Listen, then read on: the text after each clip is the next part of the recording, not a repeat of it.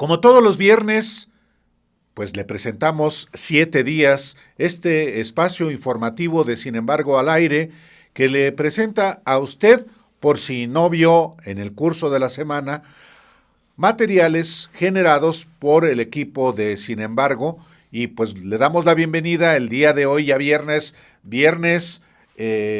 Obed, en el que también, pues obviamente ya nos comenzamos a relajar porque se inaugura el fin de semana, aunque sea un fin de semana cortito, pero pues sí, hay que descansar también, así como uno trabaja. ¿Cómo estás, Obed?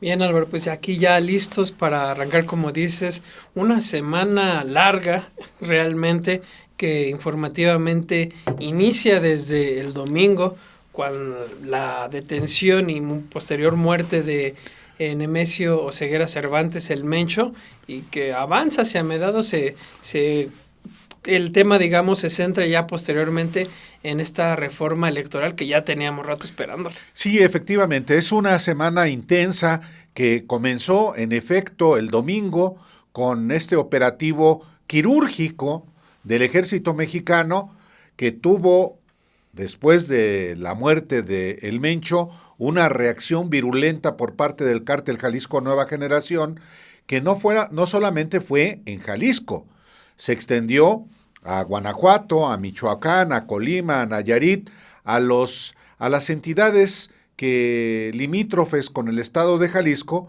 pero más allá, hasta Oaxaca, Tamaulipas, Veracruz, Baja California Sur, Sonora, Sinaloa. Es decir, una reacción de las redes de esta organización criminal que, por supuesto, implica un desafío al Estado mexicano, a una acción del Estado mexicano. Entonces, en efecto, es una semana que comenzó el domingo, pero la semana también se caracterizó por un tema que se había venido aplazando, de hecho, Bastante. desde el inicio del año, que es la reforma electoral. Una reforma electoral, pues muy chiquita, según yo. Sí, una reforma electoral que, como se había planteado, no abarcó otros puntos sobre los cuales vamos a hablar. Medio año después de que se anuncia la constitución por decreto de esta comisión presidencial para la reforma electoral, se presenta, Álvaro. ¿Te parece si primero vamos a un corte y ya de ahí nos vamos de lleno? Ya me estaba yo Sí, por eso. agarrando monte, pero en efecto vamos a un corte y volvemos ya con los temas sustantivos de esta semana.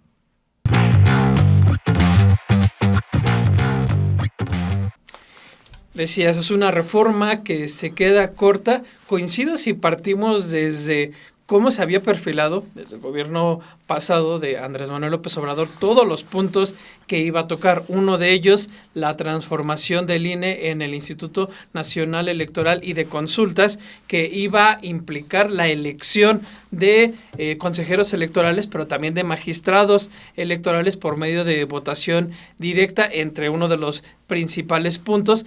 También se contemplaba la desaparición de plurinominales. En la explicación que ellos dicen que es ya no se puede hablar de plurinominales, hablan ahí, dan su cuestión, pero se mantiene el principio de representación proporcional que ahora va a ir en votación directa. Si partimos de esas cuestiones, coincido, y aún así, Álvaro, PT y Verde, empezando por ellos, ya advirtieron que no la van a respaldar en esos términos, y bueno, PAN, PRI, Movimiento Ciudadano, ya era conocido que pues no iban a votar una reforma que para ellos es regresiva. Sí, el MacPrian era obvio, va a votar en contra. Ahí no hay duda de nada. Lo único que está pendiente es si el Partido del Trabajo y el Partido Verde Ecologista de México, que apoyaron una candidatura que ofreció en campaña una reforma electoral, honran su palabra. Han dicho que no van a apoyar esta reforma electoral, que es, en efecto, una reforma que no termina con, digamos, no reduce el tamaño de la Cámara de Diputados, sí la reduce en el caso del Senado.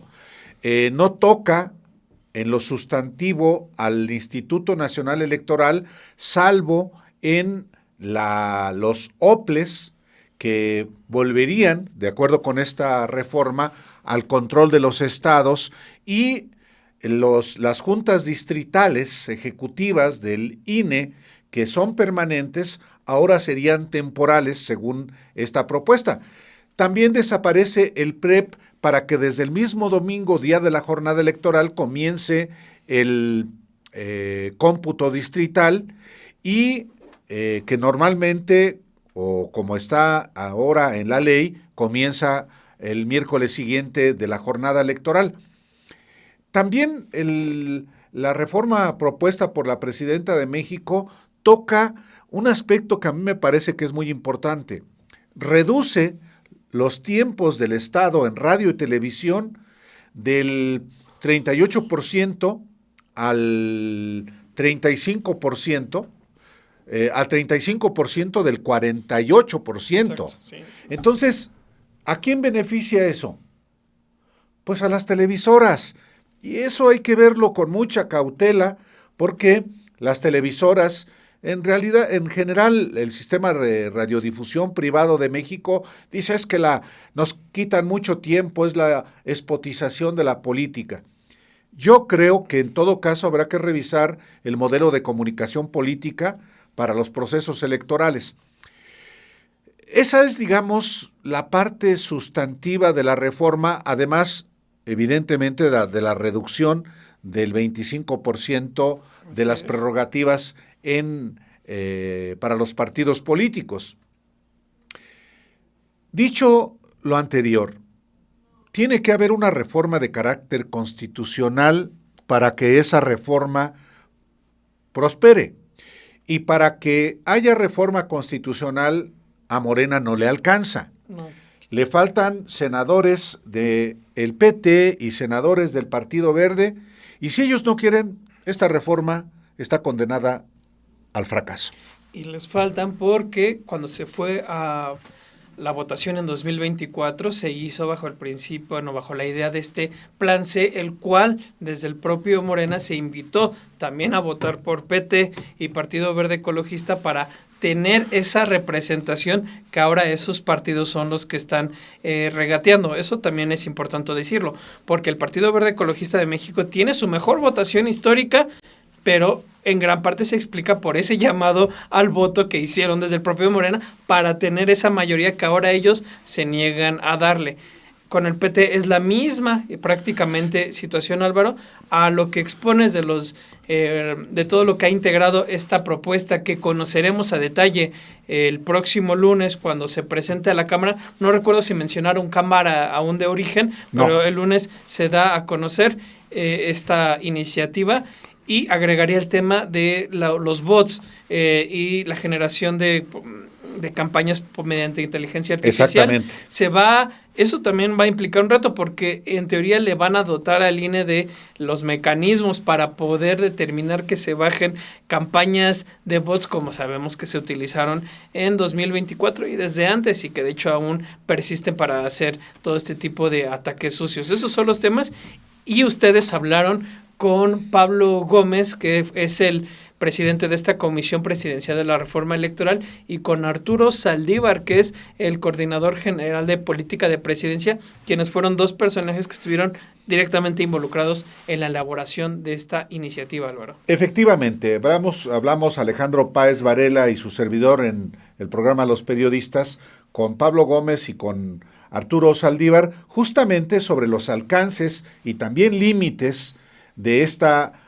propuesta de reforma electoral que, insisto, sin los votos del Partido Verde y sin los votos del Partido del Trabajo, sencillamente no prosperará. Veamos si te parece, Obed, estos fragmentos de las dos entrevistas. Queremos mejorar la representación popular. Tenemos una banda de representación que está en manos de las direcciones de los partidos por encima de la ciudadanía. Las direcciones de los partidos hace mucho tiempo están nombrando cada 3 años a 200 diputados. Ellos, por sí y ante sí. Entonces se ha hecho un poco oligárquico esto, porque esos diputados van a representar a los electores, no, a sus verdaderos electores, que son sus amigos, que son los líderes de los partidos. A veces ellos mismos van y se apoltronan ahí, ¿no? Entonces ahora pues van a tener que comparecer ante el electorado y de ahí van a salir. Son los mismos 200 en número, pero elegidos de otra forma. Había otras propuestas. Ahora la mitad de ellos se van a elegir a través de un sistema en el que el elector vota por un partido y después escoge de los propuestos por el partido por el que votó, puede escoger hasta 2. Lleven eso a los 200. Esa era una propuesta. Por ejemplo, una variante. Pero es una variante de lo mismo, ¿no? Se suprimía esa otra mitad, 100 o casi 100, que serán candidatos de distrito y serán los más votados porcentualmente dentro de su propio partido, ¿no?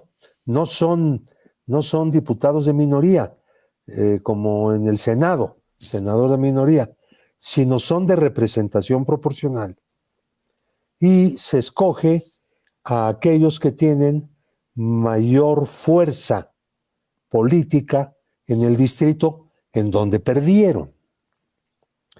Entonces, si tuvieron que hacer campaña, tuvieron que tratar de ganar la mayoría, no lo lograron, pero están entre los primeros de su partido y serán diputados. Entonces, habrá un electorado que los eligió en esta forma, ¿no? Como dentro del sistema de representación proporcional. Entonces, bueno, también había otras propuestas. En esto de los sistemas electorales, ya saben que hay hay 2 siglos de experiencia en el mundo, pero creo que se cumple con lo que se quería. Lo mismo en relación con bajar el gasto. Es que hemos llegado a 61,000 millones. Por favor, en el año se reduce 24, una cuarta parte. Bueno, probablemente más, no sabemos con exactitud. Una cuarta parte se reduce directo el subsidio a los partidos. Eso sí, porque eso está en la Constitución. La parte del INE y de el subsidio de los OPLES, los organismos electorales de los estados, estamos estableciendo bases nuevas para que los respectivos congresos las apliquen y se reduzcan los presupuestos. Y pensamos que por lo menos sería una cuarta parte. Pero considerando que ahora, durante los años que no hay elecciones, no existirán los organismos que llevan a cabo las elecciones, pues porque no va a haber elecciones, ¿no? Entonces, pues no habrá ese gasto. Es una cosa muy sencilla. Cualquiera lo puede entender. Creo que hay que destacar 2 cosas. Esta propuesta de reforma es la primera que no se arregla en lo oscurito por las cúpulas de los partidos. Esta reforma nace de la gente, del pueblo, a través de un gran número de audiencias públicas que tuvimos y recabamos todas las propuestas que la gente quiso enviar. No solo personas que pueden dedicarse a cualquier actividad, sino incluso de expertos y expertas en materia electoral, de integrantes de órganos y de tribunales electorales. Y por el otro lado, es la primera vez en que una reforma electoral no surge la idea de quien ha perdido una elección, sino nace del grupo que ganó la elección y quiere fortalecer aún más la democracia. A nivel de consulta ciudadana, de diálogo con la gente, me parece que este ejercicio ha sido muy completo. Ahora toca al Congreso llevar a cabo los mecanismos que ellos decidan convenientes para efecto de la discusión dentro del Congreso de la Unión. Nosotros, como Poder Ejecutivo, habremos cumplido, la presidenta habrá cumplido su compromiso de los 100 puntos de su campaña, enviando la iniciativa el próximo lunes, y a partir de ahí ya es un tema que le corresponde a las y los legisladores. Uno de los temas que contiene también, que lo comentaba Álvaro, es la reducción al presupuesto de los partidos hasta en un 25%. Ese, además de el cambio que tienen en la eliminación de las listas para llegar por el principio de representación proporcional, además de eso, el tema del presupuesto es lo que tiene molestos o inconformes principalmente a los aliados, que es con quienes Morena tiene que tener los votos necesarios para obtener la mayoría calificada y sacar esta reforma. Prácticamente todos los partidos han hecho un uso discrecional de los recursos que se les asignan, incluso tratándose de no años donde hay elecciones, son recursos que les llegan constantemente. Hablando, por ejemplo, del PRI, sin embargo, hemos dado a conocer cómo recursos que han sido o que tendrían que aplicarse para cursos en cuestión de género han sido desviados totalmente por la dirigencia para otros fines. Hemos dado cuenta de cómo se adquieren apps millonarias en el caso del PAN, para esta campaña de afiliación o reafiliación al PAN, gastando millones también en cuestión de publicidad en el caso del PRI, o en el caso de Morena, en esta campaña de afiliación que no podemos saber bien a bien cuánto cuesta, porque simple y sencillamente no lo transparentan, Álvaro, como no transparentan cuánto ganan los dirigentes nacionales. Ese es también un tema. Sí, naturalmente. Aún cuando hay un mandato legal para que los partidos políticos hagan pública toda la información de lo que gastan, esto no siempre ocurre. Morena es el mejor ejemplo de la opacidad. ¿Cuánto ha costado la campaña de afiliación en Morena? ¿A cuántas personas se ha contratado? ¿Cuántos vehículos se han rentado? ¿Cuánto cuestan las tablets con las que se capturan los datos? ¿Cuánto cuesta generar cada credencial? No se sabe. Y cuando se les pregunta a Morena, dicen, lo vamos a informar al INE. No, tienen un mandato legal para que esa información se haga pública en la Plataforma Nacional de Transparencia. Desapareció el INAI, pero la obligación legal de hacer pública la información prevalece. Todo recurso público, así sea un peso, tiene la obligación de hacerse público. Entonces, ahora en la reforma sí hay propuesta de informar en tiempo real en lo que gastan el dinero público los partidos políticos. Pero es un mandato que ya está. Claro, es algo que no tendrían que estar llevándolo porque ellos lo tienen que hacer. Claro que lo tienen que hacer. Pero no lo hacen. No. Ahora, ¿cuántos votos les faltan a Morena para la reforma constitucional? Ese es un dato importante. En la Cámara de Diputados... 256, ¿no tienen que ser? La Cámara de Diputados hoy Morena tiene 253 sí. curules. Le faltan 81 para la mayoría calificada. Y resulta que el Partido Verde tiene 62. O sea, si fuera solamente el Verde, tampoco. No. El Partido del Trabajo tiene 49 curules.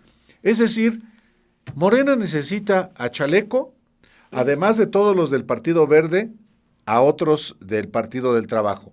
O dicho de otra manera, Morena requiere, además de todos los diputados del Partido del Trabajo, otros del Verde. Casi la mitad del...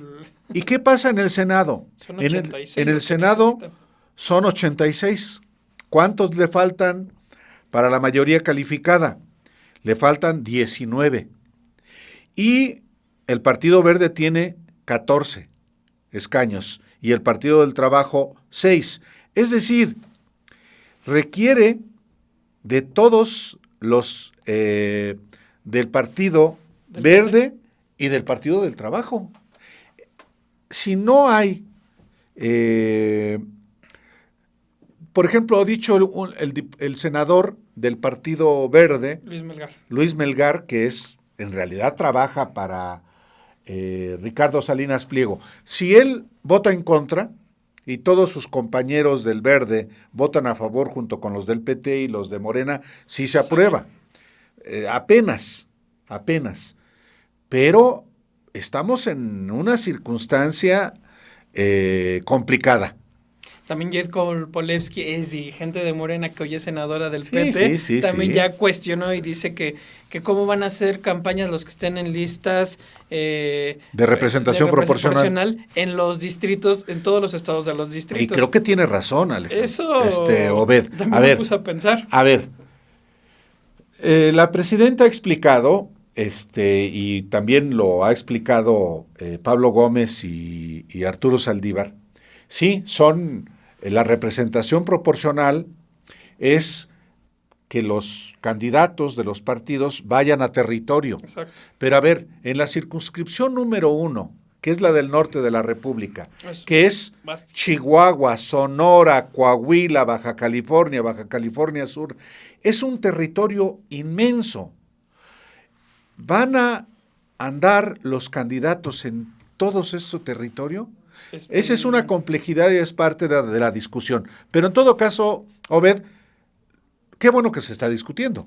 Sí, el tema es que se presente la reforma electoral. Evidentemente, por todo lo que estamos viviendo, va a haber temas en que, pues, desde el Congreso van a tener que ver de qué manera pueden llegar a acuerdos para algunos temas. Por ejemplo, se los decía Saldívar a ustedes de manera muy clara, que están haciendo ruido por el tema del PREP. Ese no es de los temas fundamentales. Si se queda, pues ya que lo quiten o demás. El tema fundamental que ellos quieren llevar, me parece, es el de las listas, que va a ser interesante. Y el dinero mismo. Y el dinero, esos son los dos temas. El dinero. Bueno, veamos esta información enseguida.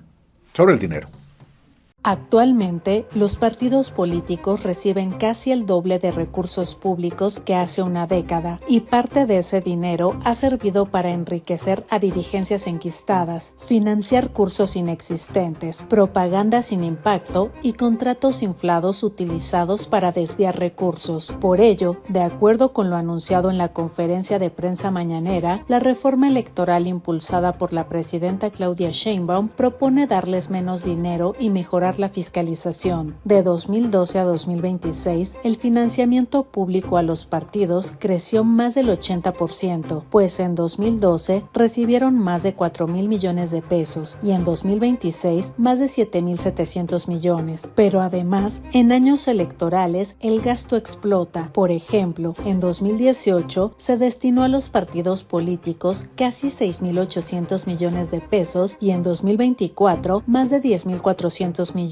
Es decir, el sistema partidista se ha vuelto cada vez más caro. El investigador de la Universidad Autónoma Metropolitana Unidad Xochimilco, Héctor Villarreal, señala que gran parte del dinero se va en mantener aparatos partidistas, sueldos, oficinas y operación política. Investigaciones de los periodistas de Sin embargo, Daniela Barragán, Arturo Daen y Álvaro Delgado han documentado patrones repetidos de gastos de contratos inflados a empresas cercanas a partidos políticos o de quienes le han permitido sostener esas estructuras de poder, como el expresidente del entonces Instituto Federal Electoral, Luis Carlos Ugalde. También pagan con dinero público estructuras burocráticas enormes con sueldos millonarios para la élite dorada de los partidos. Tan solo en el último trimestre de 2023, el PAN gastó 43 millones de pesos para su relanzamiento y la búsqueda de más militantes. Resultado de dicha dicha campaña pagada con dinero público ha sido apenas 4,900 nuevas afiliaciones. Cada una ha costado casi 9,000 pesos. El PRI no se queda atrás. Ha destinado millones de pesos en supuestas asesorías y libros cuya existencia no se puede comprobar. En 2024 pagó 32 millones de pesos en cursos de capacitación a mujeres, los cuales no se impartieron. Cuando la entonces dirigente de Mujeres del Tricolor, Montserrat Arcos, se negó a participar en ese esquema de desvío, las intimidaciones en su contra por parte de Alejandro Moreno Cárdenas, Alito, presidente nacional del PRI, escalaron a hechos que podrían constituir violencia sexual. Pero en realidad, lo mismo el PRI, PAN, Partido Verde y luego Morena han podido gastar con márgenes de discrecionalidad. La iniciativa de la presidenta Claudia Sheinbaum propone recortarles los recursos públicos y fortalecer la vigilancia del gasto. La mandataria ha insistido en que esa es una de las demandas de la ciudadanía desde hace varios años, y quizá no se equivoca.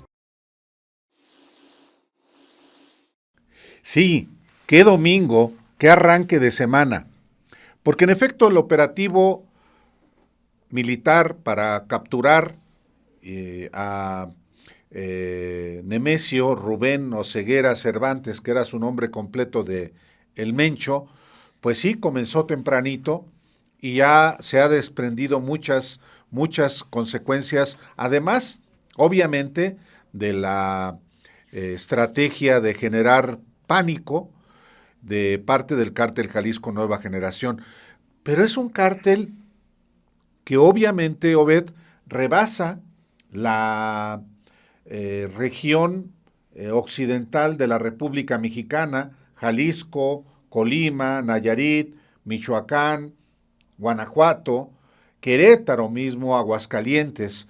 La presencia del cártel Jalisco Nueva Generación es inmensa en el mundo.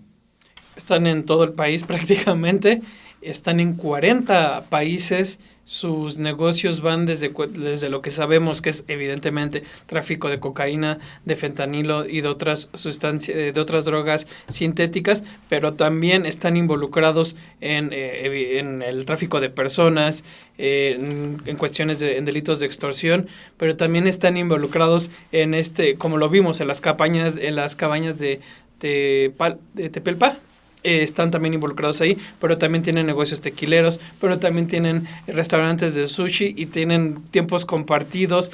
A nivel virtual también hacen operaciones por criptomonedas. Estamos hablando de un cártel con unos enormes tentáculos. Ya evidentemente la detención en sí es importante, Álvaro, porque lo decían, por ejemplo, Mike Vigil, se los dijo a ustedes, también me lo comentaba. A diferencia de otros cárteles, el Mencho concentraba demasiadas funciones. Van a ver cómo es que evoluciona, pero en ese sentido creo que es importante conocer el tamaño de la magnitud, la diversificación de este cártel, y pues nuestros compañeros Arturo Daen y Dulce Olvera se metieron precisamente a ver esto. Efectivamente, pues ese es un trabajo de Dulce y de Arturo, sobre los tentáculos del cártel Jalisco Nueva Generación, que falta, Obed, antes de irnos a este trabajo, identificar inclusive la penetración en el ámbito empresarial en Jalisco y en otros lugares, y hasta en la Iglesia Católica. Entonces, este es un trabajo de nuestros compañeros Dulce Olvera y Arturo Daen.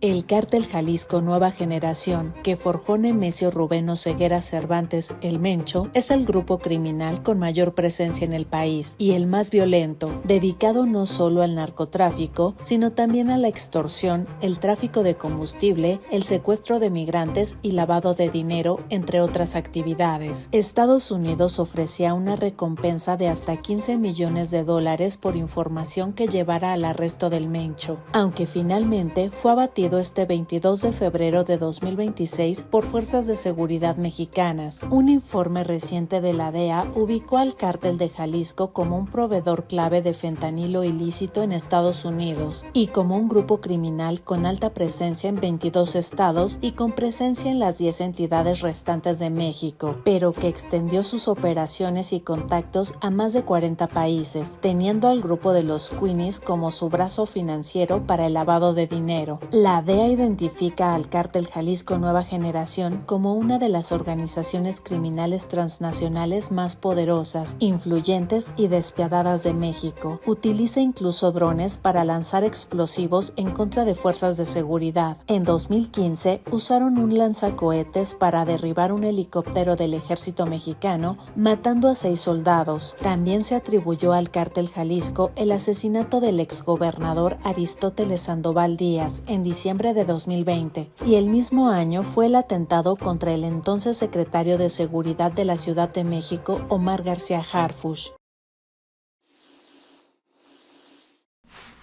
Otro de los temas que hablabas es el despliegue que tuvieron a partir de la detención y posterior muerte de Nemesio Rubén Oseguera Cervantes el Mencho, cómo se desata toda esta respuesta criminal a lo largo de gran parte del país. Sin embargo, Álvaro, también hubo otra respuesta,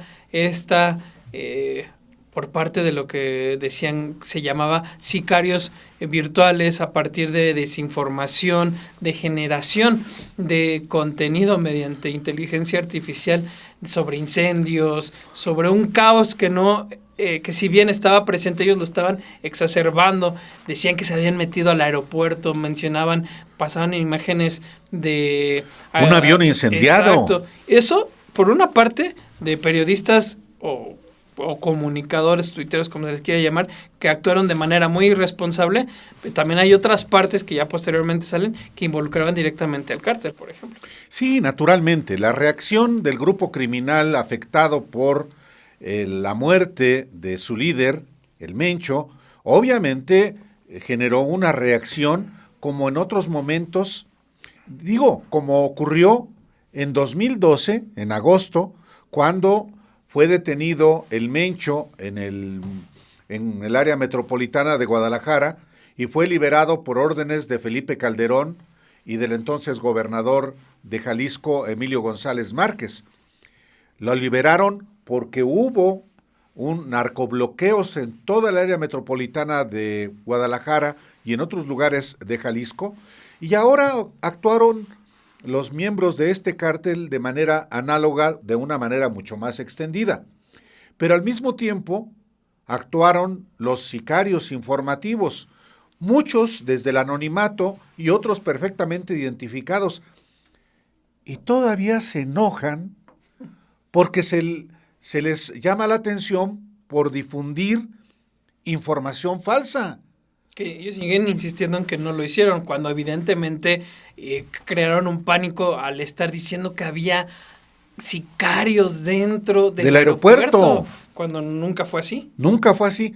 Vaya, y en vez de rectificar, eso sigue, nunca borraron, ¿no? O la mayoría de ellos no borraron la información falsa que difundieron. Entonces, parte también de lo que se genera cuando hay una situación extraordinaria como la captura y muerte de un narcotraficante como el Mencho. Ese es parte de los fenómenos de comunicación. Sí hay generación de información claramente falsa, paparruchas, pero hay también quienes deliberadamente la difunden. Y sí hay una diferencia, Obed. Una cosa es equivocarse y otra cosa es mentir. Se miente cuando hay dolo, cuando se difunde información con el propósito de desinformar. Y en eso todavía hay quien se hace la víctima. Bueno, que se suman su responsabilidad. Ese es también parte de la biografía del periodismo mexicano. Muchos impostores que manipulan y que mienten y que ahí siguen, pero se han ganado también el desprecio de la mayoría de la gente. Sí, hay que decirlo, estas imágenes que en verdad tuvieron un impacto dentro de la propia población. Tengo familia allá en Puerto Vallarta y ellos mismos estaban llegando muchas de estas imágenes de inteligencia artificial. Lo bueno es que quien la recibió dijo, bueno, esto es lo que están diciendo, no sé si sea real o no, así fue su respuesta, pero pues sí hay mucha zozobra dentro de conocidos y demás. Es importante mencionarlo porque sí tuvo impacto en la vida de las personas, imágenes y demás que no eran ciertas, la mayoría de ellas, y que generaron un clima que de por sí ya era difícil, Álvaro. Sí, cómo no. Vamos a ver este video que preparó nuestro compañero Arturo Daén y regresamos. Jalisco sufrió bloqueos y quemas de vehículos luego de la muerte de Nemesio Ceguera Cervantes, el Mencho, a manos de fuerzas de seguridad mexicanas. La entidad sufrió horas de tensión y violencia. Pero además, distintos personajes en redes sociales difundieron imágenes falsas hechas con inteligencia artificial y otras sacadas de contexto, para generar pánico y culpar al gobierno de Claudia Sheinbaum. Cuentas como la de Jorge García, Lourdes Mendoza, Guacamaya Leaks y Alerta Mundial difundieron la mentira de que sicarios habían tomado el aeropuerto de Guadalajara. Sin embargo, periodistas en el lugar y autoridades aeroportuarias negaron que grupos criminales hayan tomado esas instalaciones, o que en su interior se registraran balaceras, como publicó el conductor de televisión azteca Javier Alatorre. Se escucharon disparos en una carretera cercana, la de Chapala. Por eso y por los mensajes de alarma en redes, se observó en videos a gente correr en el aeropuerto, pero no se dieron disparos en el interior. Una de las imágenes que circuló con fuerza es la de una toma aérea que supuestamente muestra la devastación por quemas en Guadalajara. La compartieron cuentas como la del actor Héctor Suárez Gómez y el analista Alfredo Jalife, pero en la esquina inferior de la foto se ve un distintivo de que fue creada con Gemini, la inteligencia artificial de Google. El gobierno de Jalisco también afirmó que era una fotografía creada digitalmente. Otra imagen es la de un avión supuestamente incendiado en el aeropuerto de Guadalajara. Esta fue compartida por personajes como Javier Negre, que dirige La Derecha Diario. Sin embargo, ninguna aerolínea ni autoridad aeroportuaria reportó este domingo la quema de alguna aeronave en Jalisco. Las cuentas de Lourdes Mendoza y del libertario argentino Agustín Antonetti también difundieron que se habían registrado evacuaciones en el Hospital Civil de Guadalajara por la presencia de grupos armados asociados al cártel Jalisco. Pero el área de comunicación del hospital dijo al diario local El Informador que no habían entrado personas con armas y que seguían brindando los servicios de urgencias. Finalmente, la comunicadora de ultraderecha estadounidense Laura Loomer difundió sin sustento que fue Estados Unidos quien abatió a El Mencho y que supuestamente estaban tomando como rehenes a turistas estadounidenses. Falso también. La cuenta de la Embajada de Estados Unidos en México e incluso el gobierno de EU desmintieron a Loomer. Estados Unidos dio apoyo de inteligencia, pero fueron fuerzas mexicanas las que abatieron a El Mencho.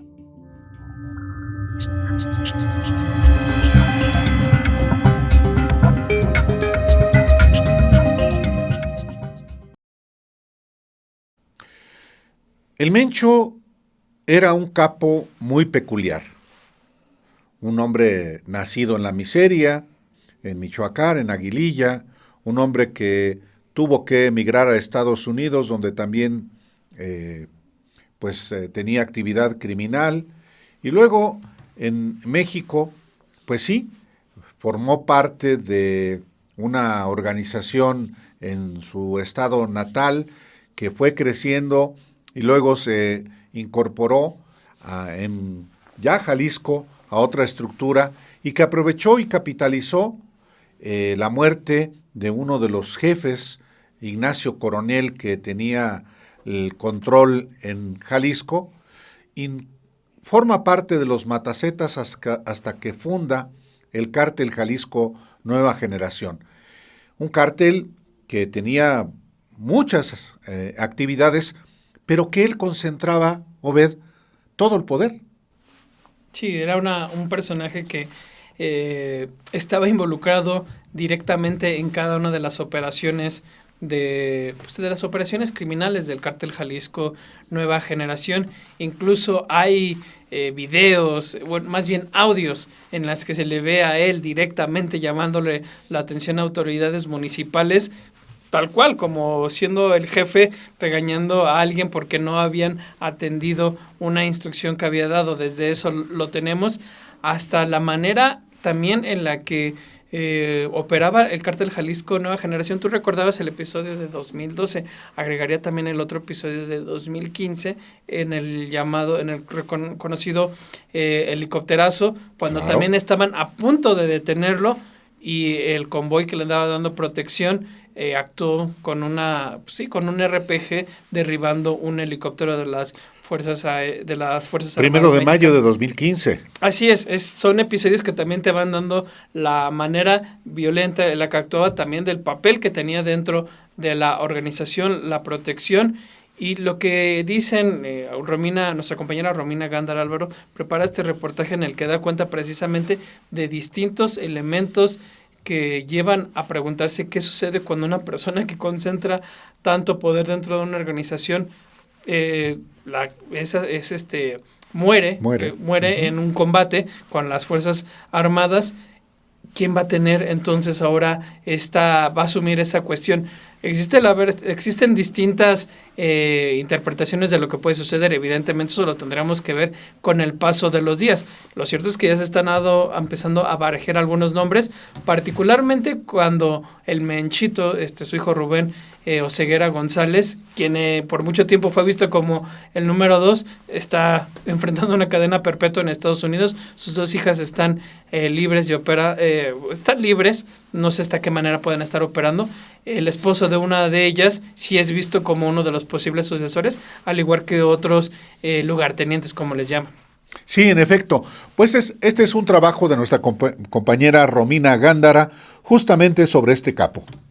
La muerte de Nemesio Rubén Oseguera Cervantes, el Mencho, líder del cártel Jalisco Nueva Generación, marca un antes y un después en la historia del crimen organizado en México. A diferencia de capos históricos como Joaquín El Chapo Guzmán o Ismael El Mayo Zambada, Oseguera Cervantes era conocido por una concentración de poder sin precedentes, manteniendo el mando de cada aspecto de su estructura criminal. Bajo la conducción del Mencho, el cártel Jalisco Nueva Generación se expandió rápidamente, pasando de ser una organización regional a una potencia macrocriminal con presencia confirmada en todo México y operaciones en al menos 36 naciones alrededor del mundo. Su portafolio de negocios ilícitos era vasto, traficando no solo cocaína y marihuana, sino también fentanilo y metanfetamina. Además, se involucraron en el tráfico de migrantes, el robo de combustible y lograron penetrar las industrias legales del aguacate y el limón y la lima. Expertos como Edgar Guerra Blanco y Mike Vigil coinciden en que no volverá a surgir un capo con la magnitud de poder que tuvieron estos 3 líderes, lo que significa que la historia de los grupos delictivos en México está cambiando. Creo que aquí cambia la historia, ¿no?, de los grupos delictivos en México. Creo que eso sí es importante decirlo. A mí me parece que no vamos a ver una organización criminal compuesta como red macrocriminal de esta magnitud en México otra vez. Lo que venga va a ser diferente.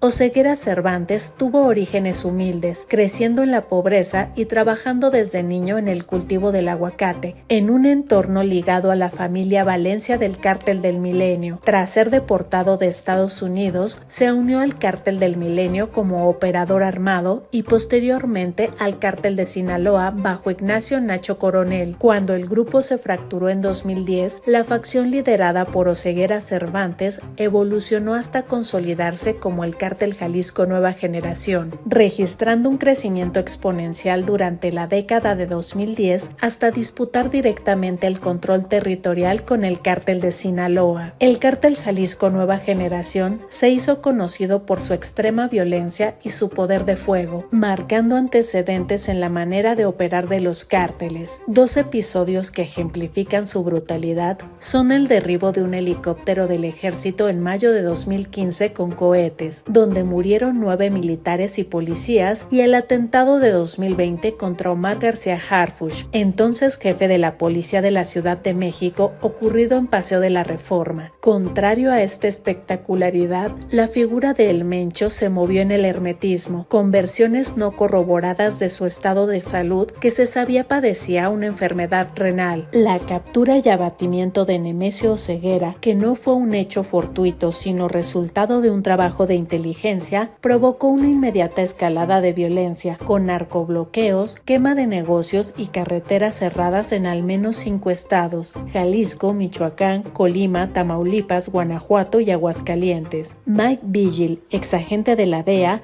señaló que este es un momento de gran vulnerabilidad para el cártel Jalisco Nueva Generación y urgió a México a aprovechar la coyuntura para golpear su infraestructura en coordinación con Estados Unidos. Yo creo que rápido va a haber alguien que va a tomar control de la organización criminal. Por eso es importante que México siga desarticulando, destruyendo la infraestructura de todo el cartel. Pero de que va a tener impacto no nomás en la violencia, pero el tráfico de droga. Porque el Mencho era diferente de Mayo Zambada y de Chapo Guzmán, porque el Mencho quería controlar todo, él controlaba todos los aspectos del cartel de Jalisco. Ellos estaban operando en muchos de los continentes alrededor del mundo.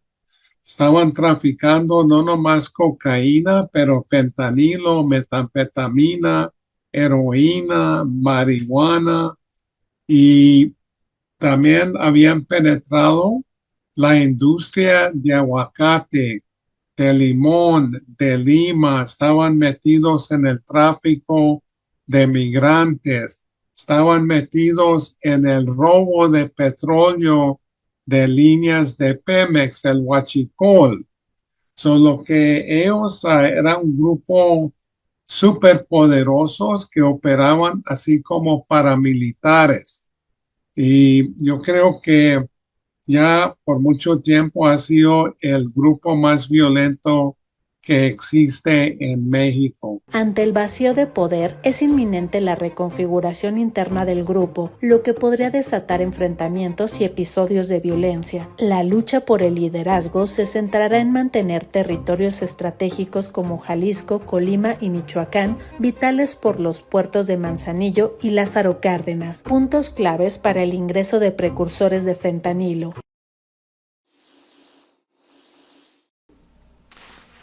El operativo que dio con la detención, porque primero fue detenido y eso lo explican desde el domingo las autoridades, posteriormente el martes dan a conocer el general secretario de la defensa todos estos detalles.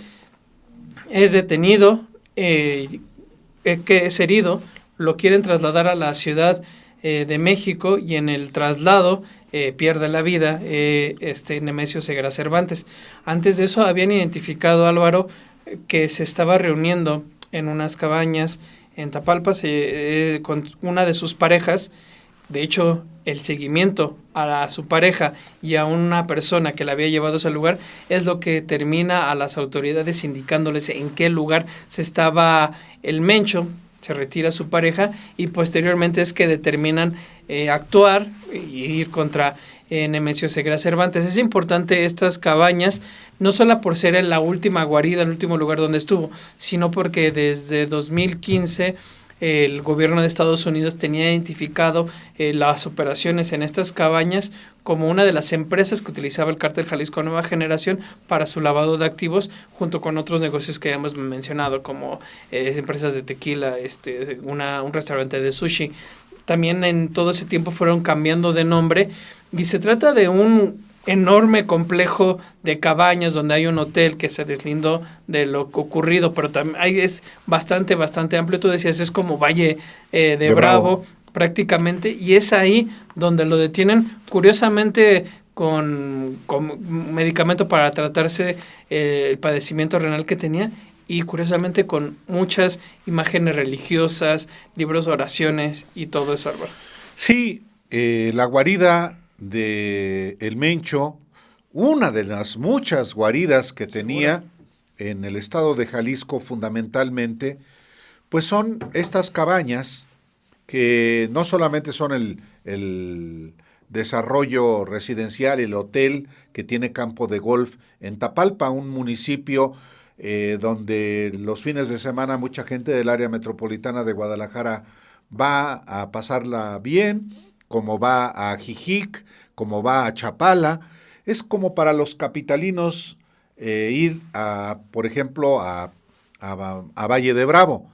Son lugares boscosos, muy, muy bonitos.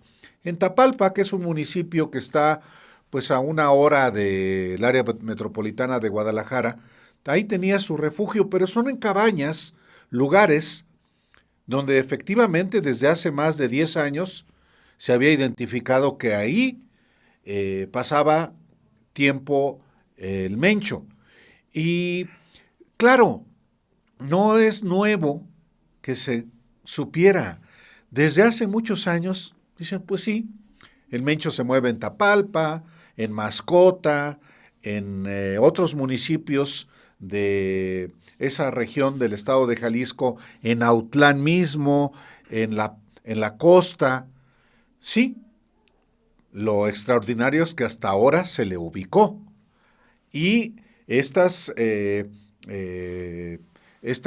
cabañas o estos lugares de descanso son también parte del control que ejercía el Cártel Jalisco Nueva Generación, o ejerce en este municipio de Tapalpa, que gobierna, por cierto, un presidente municipal de Morena, y que los gobiernos estatales, tanto de Enrique Alfaro como de Pablo Lemus, pues no les parecía relevante. Y también hay que decirlo, el gobierno federal. Entonces, sí, en estas cabañitas pasó sus últimas horas de vida el Mencho, pues con su pareja, y ahí fue donde lo atoró la autoridad, se enfrentó y luego perdió la vida como consecuencia de las heridas. La captura y muerte del capo de la droga, Nemesio Rubén Oseguera Cervantes, alias El Mencho, en las cabañas de Tapalpa, Jalisco, mostró el lujo al que estaba acostumbrado, algo que puede parecer familiar para quienes han crecido en México en las últimas 5 décadas. Ese estilo de vida es común entre los narcotraficantes. Lo que realmente causaría asombro sería que su captura y muerte significaran el verdadero final de las organizaciones criminales en el país. Desde 2015, la Oficina para el Control de Bienes Extranjeros ya había identificado la relación entre el Mencho y estas cabañas de lujo. Ese año, la dependencia estadounidense impuso sanciones a 5 empresas por brindar apoyo financiero a las actividades del narcotráfico del Cártel Jalisco Nueva Generación. Entre las compañías señaladas figuraba Las Flores Cabañas, un negocio de renta de cabañas ubicado en Tapalpa. Para 2020, la propia OFAC documentó que Las Flores Cabañas cambió de nombre en septiembre de 2017 a Cabañas La Loma y posteriormente en 2020 a Cabañas La Loma Tapalpa. El gobierno de Estados Unidos indicó que las cabañas estaban ubicadas en el kilómetro 5 de la carretera que une Tapalpa con San Gabriel. Este martes, el secretario general Ricardo Trevilla Trejo informó que la última guarida de El Mencho fue un complejo de cabañas situado en las afueras de Tapalpa, en el exclusivo fraccionamiento Tapalpa Country Club.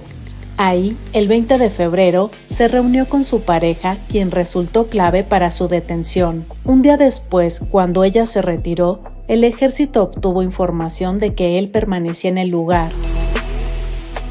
El diario El País refiere que en ese punto hay unas cabañas que coinciden con la imagen de visión nocturna captada por los helicópteros del ejército durante el operativo. La casa más grande, según una imagen satelital, todavía estaba en construcción en 2023. El lugar se encuentra dentro de un fraccionamiento de cabañas cerca de un bosque frecuentado por turistas. Medios como El Universal y Milenio han informado que en ese sitio el Mencho solía descansar y resguardarse de forma estratégica. El complejo contaba con cocina y comedor abastecidos con una amplia variedad de alimentos, principalmente frutas y verduras, además de un refrigerador con distintos cortes de carne y pescado. En el lugar también se encontró un medicamento denominado Tationil Plus, utilizado como tratamiento complementario para la insuficiencia renal que, según los reportes, padecía el líder criminal. El inmueble de 4 recámaras albergaba ropa y perfumes de diversas marcas, artículos de higiene personal y varias figuras religiosas, entre ellas una Virgen de Guadalupe y un San Judas Tadeo.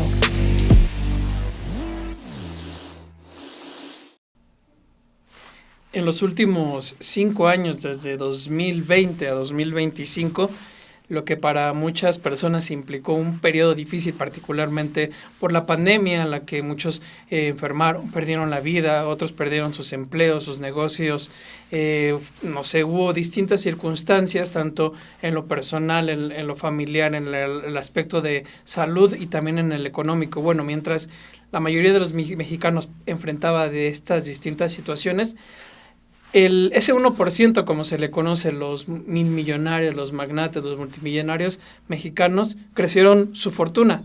Tenemos por una parte a Carlos Slim Helú, el hombre más rico de México y Latinoamérica, que en ese periodo la creció de la manera en que hoy nunca había sido tan rico como hoy, pues.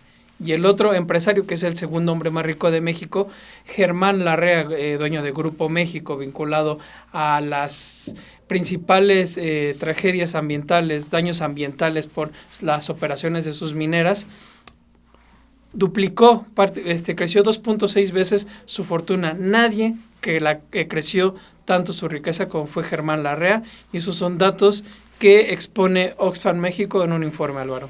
Es obscena la fortuna de Germán Larrea Mota Velasco, el presidente del Grupo México, que es un conglomerado que lo mismo tiene minas que cines y obviamente trenes de carga y de pasajeros. El de pasajeros, el único es el Chepe en el norte de la República. También es obscena la fortuna de Carlos Slim, pero quien más incrementó efectivamente su riqueza en este lustro, en estos 5 años que van del 2020, cuando el país es castigado por la pandemia, hasta el 2025, es este magnate muy cercano a los gobiernos del PRI y del PAN, sobre todo del PAN. Y es un informe de Oxfam que efectivamente